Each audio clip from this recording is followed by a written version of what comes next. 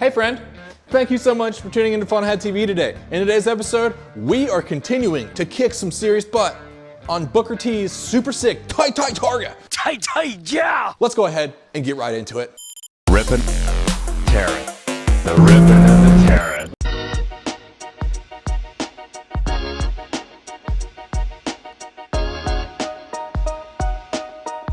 Well friends, thank you again for being here today. I appreciate you so very much. If you've missed the last couple episodes, well, please go back and check those out. Basically, we were working on this super clean, super awesome 2002 Porsche 996 Targa. A very rare bird, by the way, because only about 3% of the entire 996 generation of 911s were Targas. What did you say? And we are working on one. That is super, super cool. But this car belongs to a subscriber of mine, Booker, super awesome guy.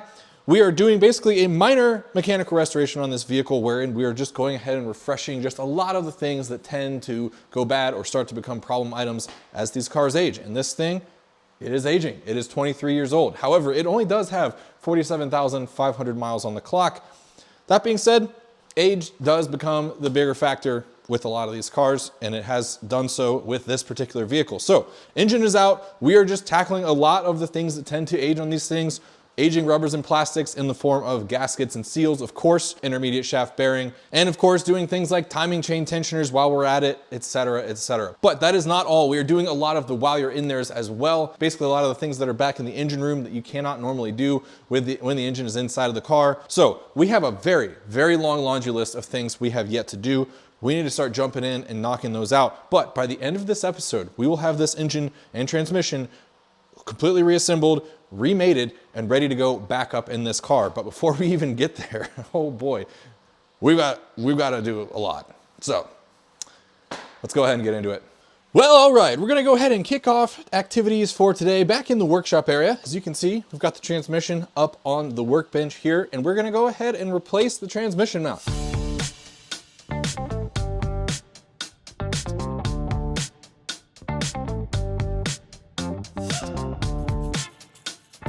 And just like that, well, kind of just like that, it takes a while, but just like that, we've got our old transmission mount off the transmission. We are ready to install our new one. But before we do that, let's go ahead and do a quick old versus new comparison just to see how bad the old one was. So I'm gonna try to do my best to show you guys this, but old in the left hand, new in the right hand. And you can see the old one is definitely quite a bit more saggy than the new one. The suspended by rubber part in the middle here is definitely pretty biased towards the top, and you can see these kind of stress cracks in the plastic or in the rubber here all around, basically on all four corners. This one's not as bad as what I've seen before. It had some life left in it, but I'm sure it was definitely, you know, had some excessive give and was bottoming out from time to time. But you know, I've seen them straight up just crack completely across this rubber before, and fortunately this one was not quite there, but nonetheless, it's good to go ahead and replace these while we're at it. Well, all right, here's our new mount. Let's go ahead and get this thing installed.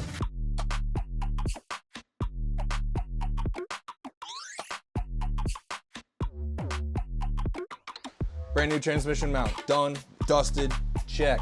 Let's go ahead and get moving on to the next thing because we got a lot to freaking do.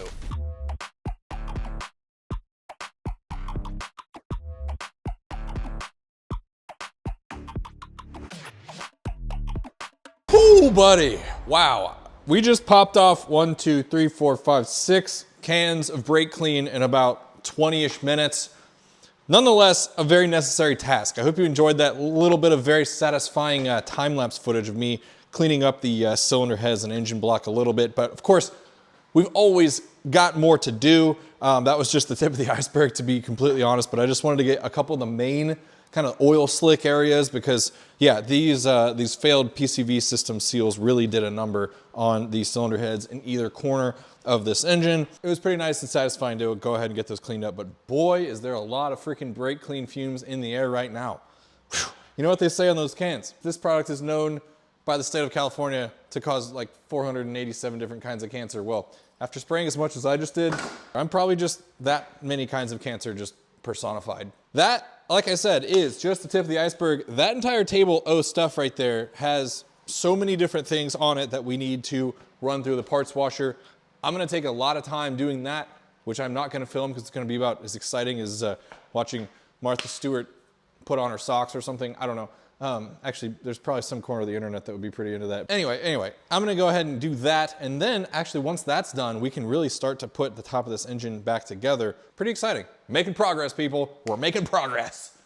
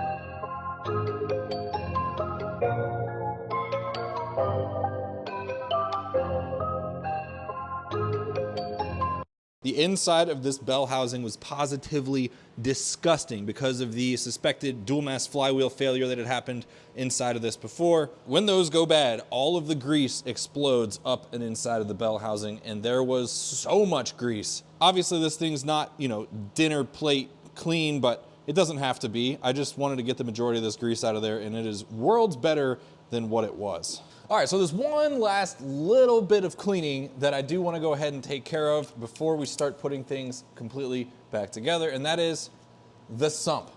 Now, this isn't completely necessary, but it is a good thing to do because when we pull this off, we're going to have total access to the entire sump, and we'll get access to the pickup screen. So we'll have nice peace of mind when we put this thing all back together, when it's all said and done, that there isn't any kind of debris right up on that pickup screen causing any level of oil starvation. And another big thing that this allows us to do is look up inside of the engine. Now, obviously, we're not doing any sort of major teardown during this project, so we're not gonna actually get a really solid bead on whether or not the internals of this engine are in good shape.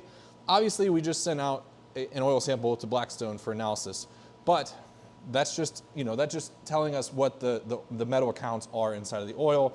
We're not actually able to put eyes on the internal components. Now, it's not like taking the sump off allows us to get eyes on it really, really well, but it does allow us to get eyes on the crankshaft, get eyes on some of the connecting rods. Also, it'll allow us to see a little bit of the bottom of the middle cylinders to be able to see if there's any level of bore scoring. We'll be able to turn the engine a little bit and just kind of peek up in there. And the bore scoring does start at the bottom of the cylinder closest to the crankshaft anyway. So if there is any, then we should be able to kind of see it when we shine a light up in there.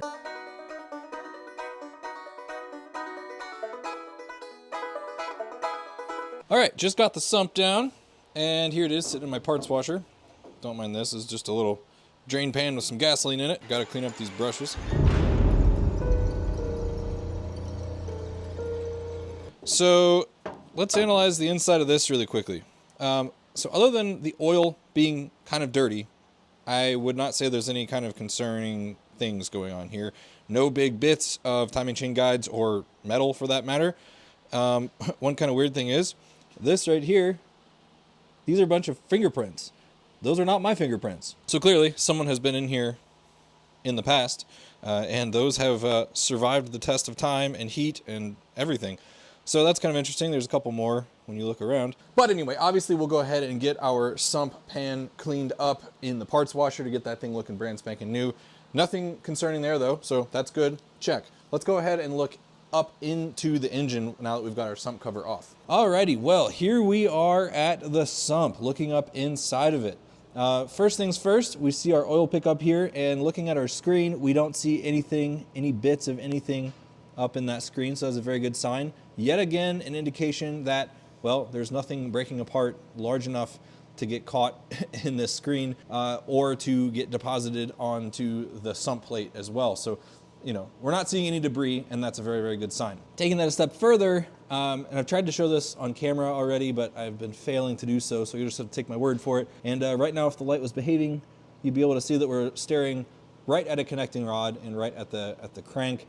And right now, we're looking at the connecting rod for cylinder 5, right in the middle of the engine. And I am able to get my eyes on the very top side of the cylinder wall at the bottom of the cylinder for cylinder 5, and it has a perfect mirror finish like Locasil should. So this is very, very much not a foolproof thing that we're doing here, but at least it is something, and we can get our eyes on this stuff and just have a quick, like, just litmus check to make sure that nothing is catastrophically failing right before our eyes. And looking at bank 2, which is the bank that tends to be the one where bore scoring starts first, well, we can see part of one of the cylinders of bank 2 and clearly see that it does not have bore scoring. So that's good. As far as cylinder 4 and 6, well, we'll just have to rely on the Blackstone oil analysis report.